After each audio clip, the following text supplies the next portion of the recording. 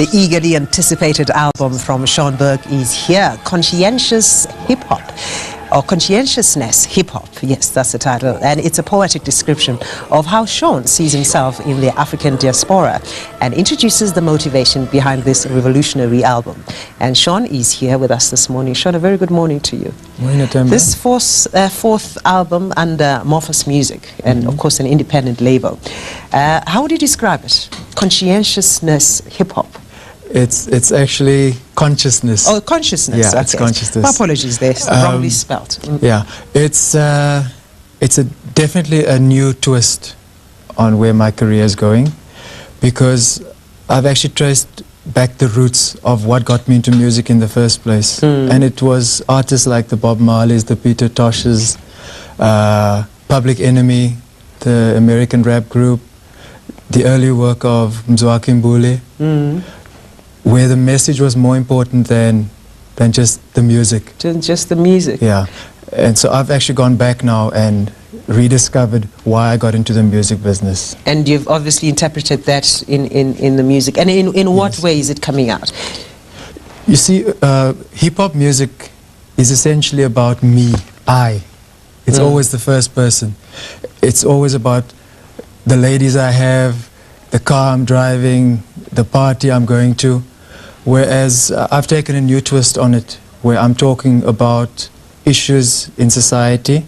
So it's essentially social commentary with music with attached the music. to it. Yeah. What are the issues in society that bother you the most, or that concern you the most, that you actually put that into your music? There's a very strong political theme, and that is why on the CD I actually have a political advisory instead of a parental advisory on the album. Because I talk about issues affecting the third world.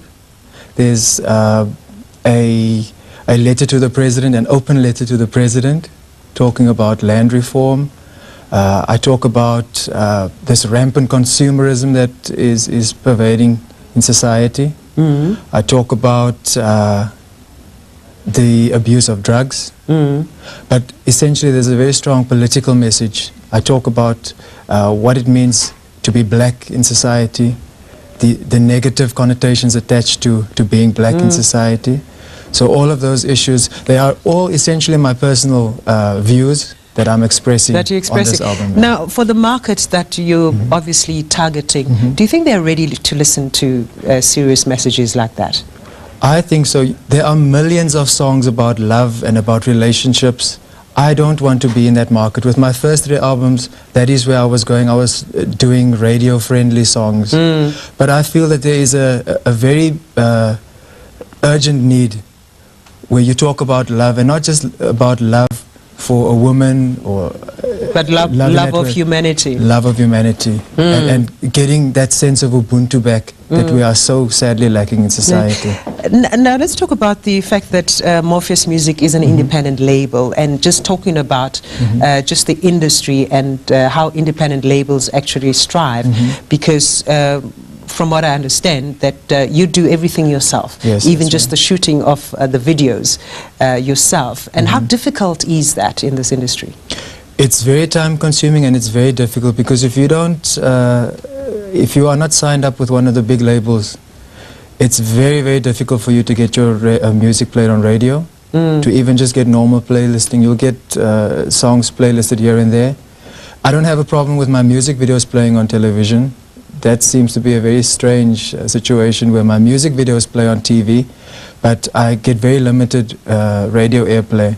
So and why is this? Because your marketing strategy is not as strong as the bigger companies, or why? It's very easy for radio station playlist committees or music compilers to say to you that your music doesn't fit the format of the station. And I've bent over backwards over the years to accommodate what I would perceive a specific radio station's playlist profile.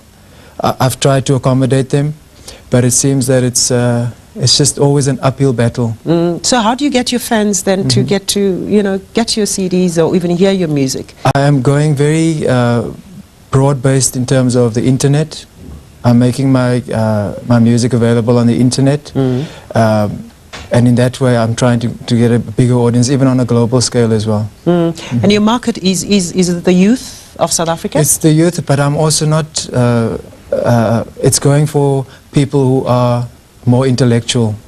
It's not really for the ignorant people out there, because the messages are very strong. It's very intricately woven.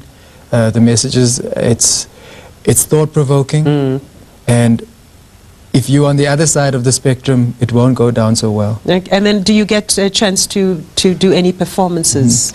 I haven't performed for a while because I was busy with the album, and I also have other projects because I also run my own business.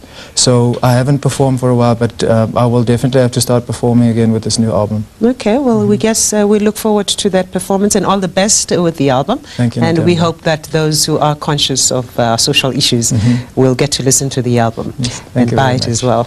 Sean Burke, and remember, the album is called Conscientious Hip Hop, right? Conscious hip hop. Yes, conscious hip hop. Apologies there. Yes, conscious hip hop. Get that right.